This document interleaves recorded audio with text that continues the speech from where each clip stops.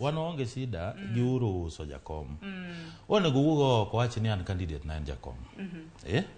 To jakom gi miya support en kama. To kiko wach kaka ineno wuoyo ka iyo wang'. Ni ng'ani rach, ng'ani jakuo, to ing'e gima dhiero wania, ni gima wacho ni ng'ani jakuo. Poko make, pok ginyiso maber ayanga, ni ng'ano kwalang'o, iwinjo. To mokwalang'o ni, kes ne osechopo kure. Ing'e ni kidwa nego, nitie ngero mawacho ni kisungu, ni kidwa nego guok, timiye nying marach. Wacho ni guog ni sudhe, guog ni tindo sekethore, kasi inege. Koro mane gima gitemo timo. Koro ing'e ni ker, en gima onego be no focus e sani.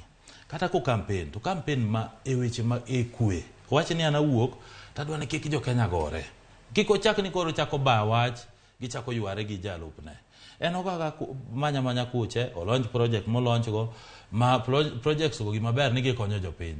But an gima ng'e ni projects ma western, gin mana mar manyo mbulu. Nikech samo dhi oromo gi farmers mag Nzoia, to kokelo ne gi ber moro, onge gima dhi konyo go. Mane en mana mar go kura.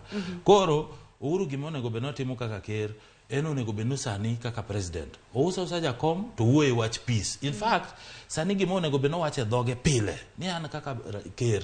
Adawe kom ni yo maber, ng'ama dhi miyo sword na miyo yo maber, tadwa ni jopiny obed gi kwe. An kaka takanenwa kosana gi ng'ani. Un mung'i kaka jopiny. An anyiso u gima miyo nwa kosana. Un muyier ng'amo dwaro.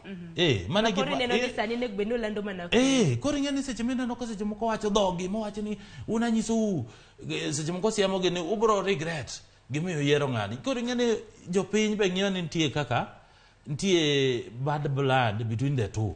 Gini gini en personal. Ok ochopo ok en mar jo Kenya.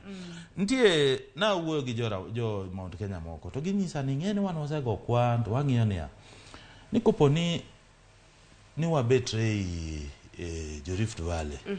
Ibro neno ni wan jomo onge msimamo ma kabila moko gibro neno ni wan jomoko ma moko chomo kare. Gima onego be ni ker ni timonwa en onego nyiso kaka osewacho ni wanyalo support jakom, wanaonge shida.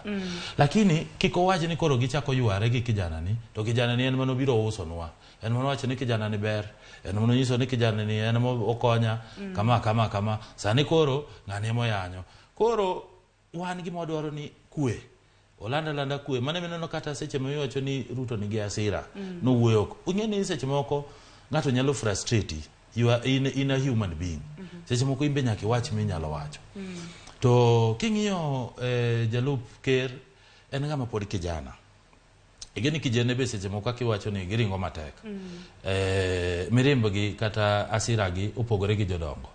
Ing'eni ndalo mane jakom ng'ama kijana, neno kaka ne en ng'ama ni fujo. Kendo en ng'ama ne nyalo wuok ma ji chwadre kabisa. Sani ng'eno ok onya wuok oko mowach ni ji nyaka chwadre.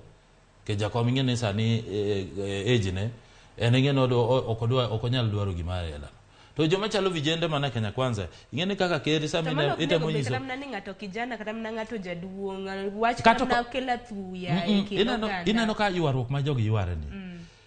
Nyalo miyo ng'ato dhoge pusore.